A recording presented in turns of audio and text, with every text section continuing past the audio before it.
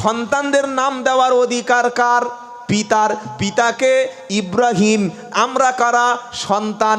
সন্তানদের নামকরণ করেছে মুসলমান, নাম দিয়েছেন জাতির পিতা, নাম হলেন ইব্রাহিম। 80 বছর বয়স হয়ে গেল, আল্লাহ বলছে ইব্রাহিম খাতনার জন্য রেডি হও। চলে গেল জঙ্গলে, দেখলেন কোনো মানুষ নাই, লোহার তৈরি অস্ত্র নিয়ে নবী ইব্রাহিম নিজের খাতনা নিজে করে নিল। জোরে বলুন। এটা শুনে যেন আবার আপনার ছেলেকে বলবেন না যে বাবা ব্লেড দিয়ে তুই নিজে নিজে সেরে নে। কি বুঝলেন? এখন প্রশ্ন হতে পারে খাতনা করলে লাভ কি? ইসলাম তো পাগলের ধর্ম না। অনেক লোক বলে মাল কাটুয়া, কি গো? হ্যাঁ, কাটা মুরগির দাম বেশি। হ্যাঁ, তা আপনাকে প্রশ্ন করছে আব্দুল্লাহ, ইসমাইল, আমরা তো একসঙ্গে পড়াশোনা করি, তো তুই কিটা হঠাৎ করে এরকম কাটিয়ে এনে চলে আসলি কেন? কি তো সমস্যা হচ্ছিল? খুব কষ্ট হচ্ছিল মানে রাখতে ওটা? 1 নম্বর হলো মেডিকেল সায়েন্স অনুযায়ী মানুষের, পুরুষের লিঙ্গের অগ্রভাগের চামড়াটা সে যখন বড় হলো, পেশাব করার জন্য প্রতিটা মুহূর্তে পেশাব বার হওয়ার সময় বাধাপ্রাপ্ত হয়, আর পেশাব বাধাপ্রাপ্ত হলে কিডনি ড্যামেজ হয়ে যাওয়ার সম্ভাবনা থাকতে পারে। মেবি, কনফার্ম না যে হতে পারে, ব্যাপারটা না, হতে পারে। 2 নম্বর হলো এই অগ্রভাগের চামড়ার মধ্যে জীবাণু, ব্যাকটেরিয়া, বিভিন্ন জার্ম এটা থেকে জমে জায়গাটা ক্যান্সার হতে পারে, এমনকি এইডস পর্যন্ত হতে পারে। আমার আল্লাহ এত বড় সুন্দর ইসলাম তিনি দিয়েছেন, তিনি বললেন সন্তান যখন একটু বড় হবে কাজটা তুমি গোপনে করে নেবে। তোমার সন্তান এইডস, সিফিলিস, গনোরিয়া, সেক্সের সমস্ত সমস্যা থেকে আল্লাহ তাআলা তোমার সন্তানকে হেফাজত করে নেবে। সুবহানাল্লাহ এখন বলার দরকার নাই, মুসলমানের দিনে বলবেন। জোরে বলুন না সুবহানাল্লাহ। হ্যাঁ, আল্লাহর নবীর খালি একটা সুন্নাত শুনে নিলেন, এতে লাভ আছে। এখন অনেক বড় বড় ডাক্তার ও মুসলিম তারা দেখি নিজেরাই বলে হুজুর আমারটাও মনে হচ্ছে খুব তাড়াতাড়ি দিতে হবে। কেন? বলে এখন সব ক্যান্সার হচ্ছে। মুহাম্মদ সাল্লাম পাগল নন, তিনি যে কথাটা বলেছেন তার পিছনে সায়েন্টিফিক কজ আছে। তিনি একজন খাতা কলমের সায়েন্টিস্ট না হলেও আল্লাহ তাকে একজন বিশাল বড় বিজ্ঞানী হিসাবেই মানুষের কাছে থিওরি পেশ করেছিলেন। বলুন সুবহানাল্লাহ। তাহলে আল্লাহ পাক শোনাচ্ছেন ইসলাম হলো একটা জীবন ব্যবস্থার নাম, আর আমাদের ধর্মের নাম ইসলাম, এটা কোরআনে লেখা আছে। আমরা জাতি যে মুসলমান, এটা কোরআনে লেখা আছে। মুসলমান হওয়ার জন্য এবার কি লাগে? এটা কি? মুসলমান হওয়ার জন্য লাগবে প্রথমে হলো কালেমা লা ইলাহা ইল্লাল্লাহু মুহাম্মাদুর রাসূলুল্লাহ সাল্লাল্লাহু। সকাল 9টার সময় ছিল খ্রিস্টান, সকাল 9টার সময় ছিল মুশরিক, সকাল 9টার সময় ছিল বেদিন। 9টা বেজে 1 মিনিটে পড়ে নিল লা ইলাহা ইল্লাল্লাহ, তখন সে হয়ে গেল আমাদের ভাই। বললে দলিল চাই, পারা নাম্বার 26, সূরার নাম হুজুরাত। কোরআন শোনাচ্ছে ইন্নামাল মুমিনুনা ইখওয়া, নিশ্চয়ই মুমিনরা হলো ভাই ভাই। জোরে বলুন সুবহানাল্লাহ। বললে হুজুর সকাল 9টায় যে মুসলমান হলো তাকে কি করতে হলো? লিঙ্গ কাটাতে হলো নাকি গোমাংস খেতে হলো? টুপি কি পরতে হলো? দাড়ি কি রাখতে হলো? পাঞ্জাবি কি পরতে হলো? নামাজ কি পড়তে হলো? আমি একজন খ্রিস্টান, আমি একজন নন মুসলিম, আমাকে ইসলাম কবুল করার জন্য কিছুই লাগে না, শুধু মুখ দিয়ে উচ্চারণ করব আর অন্তর থেকে বিশ্বাস করে নেব। মুখ দিয়ে বলবো লা ইলাহা ইল্লাল্লাহ, আর অন্তর থেকে বিশ্বাস করব আল্লাহ ছাড়া উপাসনা আরাধনা আর অন্য কোনো কেউ নাই, আর মুহাম্মদ সাল্লাল্লাহু আলাইহি সাল্লাম তিনি আল্লাহর প্রেরিত পয়গম্বর এবং তিনি আল্লাহর দাস, আল্লাহর গোলাম। এটা অন্তর মুখ দিয়ে স্বীকার করে যে মুসলমান হলো সে। আর আমার আল্লাহ কি বলছেন? ইয়া আইয়ুহাল্লাযীনা আমানু লা তাদুক আমানু দুখুলু ফিস সিলমি কাফা ওয়ালা তাত্তাবিউ খুতুআতিশ শাইতান ইন্নাহু লাকুম আদুউম মুবিন।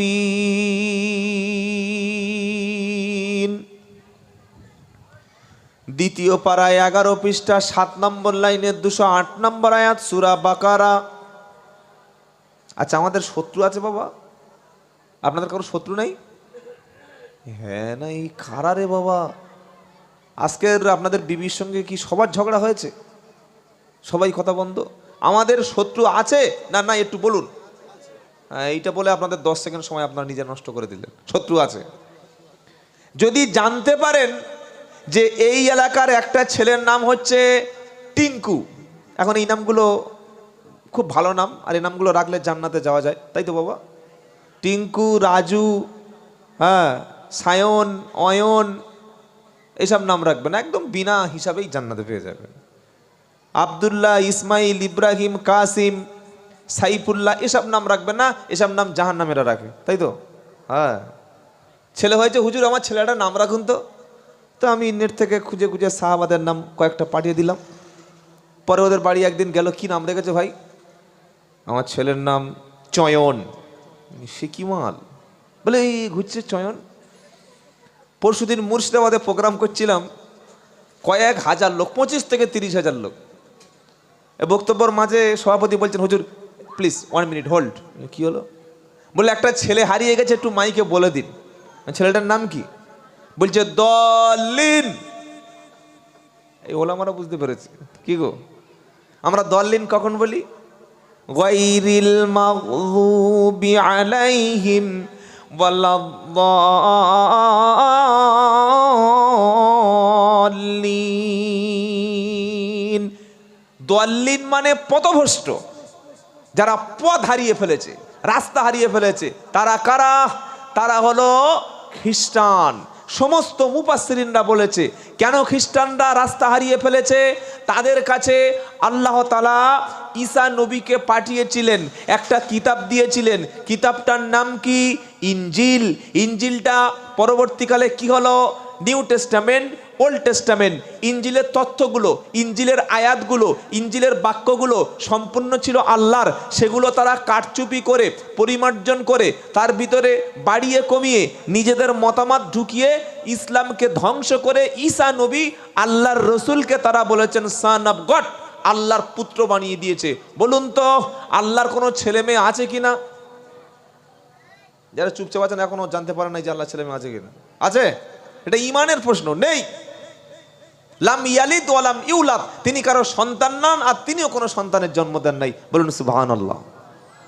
তো এই ইহুদিরা তারা কি করলো? খ্রিস্টানেরা আল্লাহর পুত্র হিসাবে ঈসা নবীকে ধরে নিল। বলুন তারা পথভ্রষ্ট কিনা? হ্যাঁ। তো দল্লিন, তো বললে হুজুর ছেলেটার নাম একটু বলে দিন। দল্লিন। আমি বললাম ওই এমনি নাম পথভ্রষ্ট, পথ হারা, ও এমনি আর রাস্তা পাবে না, এমনি হারিয়ে গেছে। এই হচ্ছে আমাদের সমাজ ব্যবস্থা। কি বুঝতে পারলেন? তো টিঙ্কু এই এলাকার ধরুন একটা ছেলে, সে আপনাকে মারার জন্য এরকম বড় বড় দুটো বোম কিনে এনেছে, এই পেটো বোম বা যেসব বোমগুলো মারলে মানুষ ঘুমিয়ে পড়ে, ওই বোম। আর বোমের দিক থেকে আমাদের ভাঙড়ের মানুষ 1 নম্বরে, আলহামদুলিল্লাহ বলুন। কি গো বলছেন না কেন? হ্যাঁ, পশ্চিম বাংলায় মুসলমান যেখানে, বোমবাজি আর মারামারি সেখানে। কেন বেশি? এরা না শিখেছে জেনারেল শিক্ষা, না শিখেছে ইসলামিক শিক্ষা। জলসায় বক্তার বাজেট 30,000 টাকা, ইমাম সাহেবের বেতন 6,000 টাকা, জলসার খরচ 22 লাখ টাকা, মসজিদে মক্তব নাই। তা ছেলেরা বোম বাঁধবে না? তা ছেলেরা কি পরমাণু বোম আবিষ্কার করবে আবুল কালামের মতো? কি আপনাদের অসুবিধা হচ্ছে না তো? হ্যাঁ, এই কথাগুলো একটু হজম করতে কষ্ট হবে, শক্ত জিনিস তো। কি বুঝলেন? শিক্ষা থেকে জাতিকে পিছিয়ে দিলে জাতি পিছিয়ে যাবে। তাই টিঙ্কু আপনার শত্রু, সে একটা বোম কিনেছে, আর খবরটা এখন পাড়ায় লিক হয়ে গেছে যে মারবে। কার মারবে? শামসুদ্দিনের। এবার আপনি বলুন, শামসুদ্দিনকে মারার জন্য টিঙ্কু যদি ঘোরে, যেখানেই পাবে সেখানেই হত্যা করে দেবে, আপনি তার দিকে সতর্ক হবেন না হবেন না? তার সঙ্গে সালাম দিয়ে মুসাফা করবেন, আই টিঙ্কু ভাই বুকে নেবো, তাই তো? গোটা কোরআনে আমার ছোট্ট জ্ঞানে অন্তত 16 থেকে 17 জায়গায় আল্লাহ তাআলা শয়তানকে বলেছে, ইবলিসকে বলেছে দুশমন, আর দুশমন বলার পরে বলেছে প্রকাশ্য দুশমন। আমাদের দুশমন দুরকম আছে, একটা গোপনে গোপনে দুশমনি করে, আর একটা প্রকাশ্য দুশমনি করে। কি আছে না প্রকাশ্য দুশমন? তো আল্লাহ এখানে কি বলছে? দ্বিতীয় পারা 11 পৃষ্ঠা 7 নম্বর লাইন 208 নম্বর আয়াত, সূরার নাম বাকারা। আপনি যদি কোরআন পড়তে পারতেন তো আপনার দুশমন আপনি খুঁজে পেয়ে যেতেন। আল্লাহ বলছেন, ইয়া আইয়ুহাল্লাযীনা আমানুদখুলু ফিস-সিলমি কাফা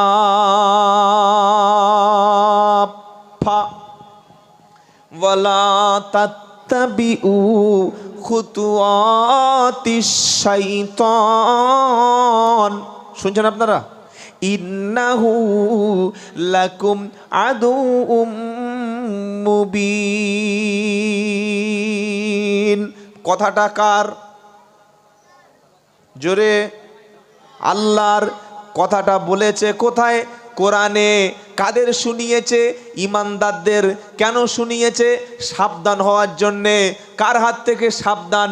শয়তানের হাত থেকে। আল্লাহ কান ধরে ডেকে চোখে আঙ্গুল দিয়ে বলে দিচ্ছে, ইয়া আইয়ুহাল্লাযীনা আমানুদখুলু ফিস-সিলমি কাফা। হ্যাঁ বিশ্বাসী ঈমানওয়ালা যারা ঈমান এনেছো, আমি আল্লাহ তাদেরকে বলেছি, তাদের জন্য আমি পরিষ্কার ঘোষণা দিয়েছি, উদখুলু প্রবেশ করো, ঢুকে যাও, পরিপূর্ণভাবে প্রবেশ করো, ফিস-সিলমি ইসলামের মধ্যে, কাফা পরিপূর্ণ মুকাম্মাল প্রবেশ করো, কমপ্লিট তুমি প্রবেশ করো, তুমি পরিপূর্ণভাবে ইসলামে প্রবেশ করো। আর ওয়ালা তাত্তাবিউ অনুসরণ করো না খুতুয়াতি শয়তান, শয়তানের পদাঙ্ক, শয়তানের রাস্তা, শয়তানের দেখানো পথে, দেখানো জায়গায় যেন যেও না। ইন্নাহু নিশ্চয়ই সে লাকুম তোমাদের আদুউম মুবিন প্রকাশ্য দুশমন। কি বললাম বুঝতে পেরেছেন? এটা আমি বানিয়ে বললাম, তাই তো? এটা বানালাম না, আল্লাহ চিনিয়ে দিচ্ছে দুশমন। ইমানদারদের শয়তান চেনো, আল্লাহ ধরে ধরে ইমানদারদের শয়তান চেনাচ্ছে, চেনো, ওই তোমার দুশমন। এবং গোপনে নয়, প্রকাশ্য দুশমন। শয়তানকে যখন দুশমন চিনিয়ে দিল, দিয়ে আল্লাহ বলছে পরিপূর্ণ ইসলামের মধ্যে ঢোকো। কার মধ্যে? জোরে বলেন। এখন ইসলামটা কোথায় পাবো, কোথায় ঢুকবো, কিভাবে? প্রশ্ন। ইসলাম কি একটা অফিস কিংবা একটা সিকিউরিটি ঘর? ঢুকবো কোথায়? আল্লাহ বলছে শোনো, ইসলাম এমন একটা ঘর, ইসলাম এমন একটা সেন্টার, ইসলাম এমন একটা অফিস, সেই অফিসে সেই ঘরে ঢুকলে তুমি সম্পূর্ণ দুনিয়া এবং আখেরাতে নিরাপত্তা লাভ করবে। এটা শুনে অন্তত আপনাদের সুবহানাল্লাহ বিহামদিহি বলার দরকার ছিল। সুবহানাল্লাহ বিহামদিহি বলার দরকার ছিল। তো বলুন দেখি। বলে দিলে, হ্যাঁ, সে বিয়ের সময় থেকে কবুল বল, কবুল বল, কবুল। ও বেটা ছেলে বিয়ে করতে গেছে, মুখে রুমাল দিয়ে বসে আছে। কি গো, বেটা ছেলে মুখে রুমাল কেন? গোপে ঘা হয়েছে না দাঁত পড়ে গেছে? বলছে লজ্জা। বিয়ের আবার লজ্জা কি রে বাবা? অনেকে বলবে হুজুর জোরে আবার বলতে বললে কেন, আসতে বললে তো হয়। কি গো, একটা হচ্ছে অন্তর থেকে বলা, আর একটা দায় সারা। শ্বশুর বাড়ি গিয়েছে, আসসালামু আলাইকুম আব্বা, ভালো আছেন? শ্বশুর বলছে ওয়ালাইকুম আসসালাম। হ্যাঁ হ্যাঁ। জামাই বলবে মনে হয় আমাকে পছন্দ করেনি। কি গো, বলবে না? বলবে না? হ্যাঁ। আর যদি বলে ওয়ালাইকুমুস সালাম, বাবা এসো, এটা বলা কিরকম? তো সুবহানাল্লাহ, আলহামদুলিল্লাহ, লা ইলাহা ইল্লাল্লাহ, আল্লাহু আকবার, দরুদ শরীফ, কলেমা শরীফ, জিকির, তাসবিহ, এগুলো যখন বলবো উচ্চ স্বরে মহব্বতে বলবো। কি শুনছেন আপনারা? বক্তা গুঁতিয়ে গুঁতিয়ে সারা জীবন গুঁতিয়েছে, জোরে বলো সুবহানাল্লাহ, আরো জোরে, তবে জোরে বলছি। ইমাল সুবহানাল্লাহ বাড়িতে বলে জীবনে বলে না। কি গো? তো আল্লাহ বলছে ইসলামে প্রবেশ করো। ইসলামটা কি? ইসলাম হলো আল্লাহর মনোনীত জীবন ব্যবস্থার নাম। বলুন সুবহানাল্লাহ। বলে এটা আপনি কোথায় পেলেন? ইন্নাদ-দীনা ইনদাল্লাহিল ইসলাম। প্রত্যেকটা কথার পিছনে যেন আল্লাহ কুরআন এবং হাদিসের দলিল পেশ করার তৌফিক দেন। বলুন আমিন। কেন দলিল পেশ করছি? তার কারণ হলো ইসলামের নামে কোনো কথা বলতে গেলে হয় কুরআন থেকে দলিল দিতে হয়, আর তা না হলে হাদিস থেকে দলিল দিতে হয়। আমার বাবা কি করেছে, পীর সাহেব কি করেছে, ওটা কোনোদিন দলিল নয়। শুনলেন? হ্যাঁ, এখন তো বক্তার অভাব নাই। একজন আলেম যদি বক্তব্য না করতে পারে, আমরা মনে করি ও আলেমটা বড় আলেম না। একটা ছেলে শিক্ষিত হয়েছে, চাকরি পায়নি, সবাই কি মূল্যায়ন করে? ওর লেখাপড়া শিখতে পারেনি, কোনো দাম নেই। বলি না? হ্যাঁ, লেখাপড়া শিখেছে, চাকরি পায়নি, তাকে মনে করে বেকার মালও, কিচ্ছু জানে না, বেকার। কি লেখাপড়া শিখে চাকরি পায়নি? হ্যাঁ। আর আলেম যদি ইলিম অর্জন করে বক্তব্য না করতে পারে, কিছু নাদান, কিছু জাহিল মনে করে যে আলেম হয়েছে, বক্তব্য না করতে পারলে মনে হয় আলেম না, সাধারণ মানুষ মনে করে। এটাই আমাদের সমস্যা। তো আমার আল্লাহ তাআলা বলছেন, আমি আল্লাহর কথা হচ্ছে দলিল, কোরআন কি বলছেন? ইন্নাদ-দীনা ইনদাল্লাহিল ইসলাম। দ্বিতীয় পারা, সূরার নাম আল ইমরান, 19 নম্বর আয়াত, বাদিকের পৃষ্ঠার মিডিল পয়েন্টে আমার আল্লাহ বলছেন ইন্নাদ-দীনা, নিশ্চয়ই দিন হিসাবে, ইনদাল্লাহিল ইসলাম, আমার কাছে সবচাইতে অ্যাকসেপ্টেবল যেটা গ্রহণীয়, যেটা গ্রহণ করে নিয়েছি দিন হিসাবে, তার নাম হলো ইসলাম। এখন দিনটা কি? একটা হলো রাত আর একটা হলো দিন। রাতের বিপরীত কি? যেটা বলেন দিন।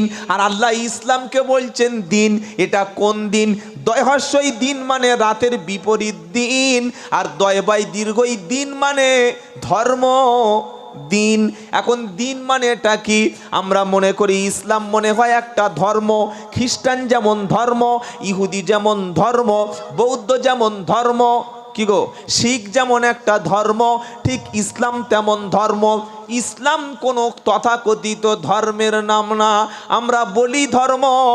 ইসলাম হলো পরিপূর্ণ একটা জীবন ব্যবস্থা, একটা সিস্টেমের নাম, একটা সিস্টেমের নাম ইসলাম, একটা জীবন ব্যবস্থার নাম ইসলাম।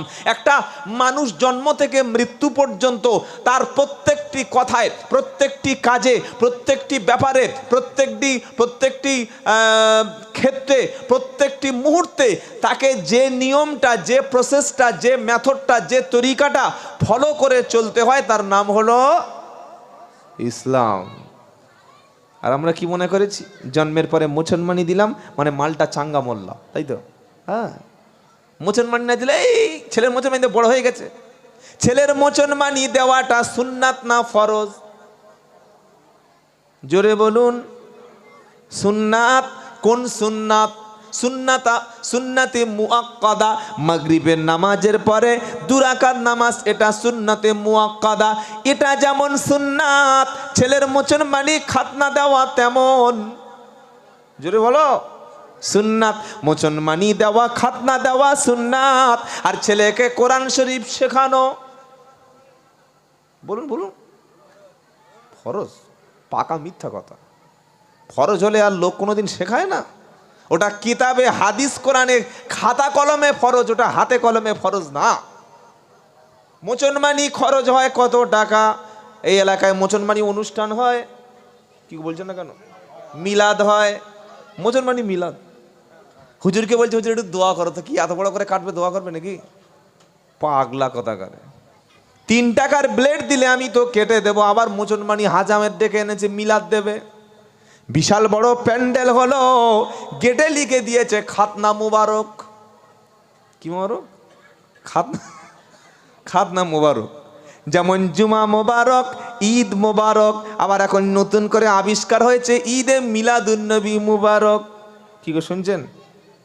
শাদি মোবারক, শবে বরাত মোবারক, মৃত্যুবার্ষিকী মুবারক, জন্মবার্ষিকী মুবারক, সব মুবারক। আর সাথে সাথে খাতনা মুবারক। 40,000 টাকা বাজেট খাতনা। আবার ক্যামেরা এনেছে, ক্যামেরাম্যান জলদি ফোকাস করো। কি গো, হ্যাঁ, খাতনায় মোচন মানে ছেলের ওই অনুষ্ঠানটাকে ভিডিওগ্রাফি এনে ভিডিও করছে, ওটা মানে সারা জীবন দেখে দেবে, পরবর্তীকালে বৌমা এসে দেখবে। নাউযুবিল্লাহি মিন যালিক। যে সমাজ সুন্নাতে মুআক্কাদা পালন করানোর জন্য 50,000 টাকা খরচ করে, অথচ 3 টাকার ব্লেডে কাজ শেষ। কি ও শুনছেন, বুঝতে পারছেন না?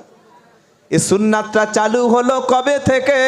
আমাদের জাতির পিতার নাম হলো ইব্রাহিম, আর বাংলাদেশের খেপারা বানিয়েছে শেখ মুজিব। জাতির পিতা কে বলেছে? শেখ মুজিব। কে বানিয়েছে ওকে শেখ জাতির পিতা? পাকা মিথ্যা কথা। জাতির পিতা না, মুসলমানদের জাতির পিতা একজন, তিনি হচ্ছেন হযরতে ইব্রাহিম আলাইহিস সালাম। বলুন সুবহানাল্লাহ। খাতা কলমে দাবি করলে হবে? বলে হুজুর দলিল, মিল্লাতা আবিকুম ইব্রাহিম হুয়া সাম্মাকুমুল মুসলিমিন।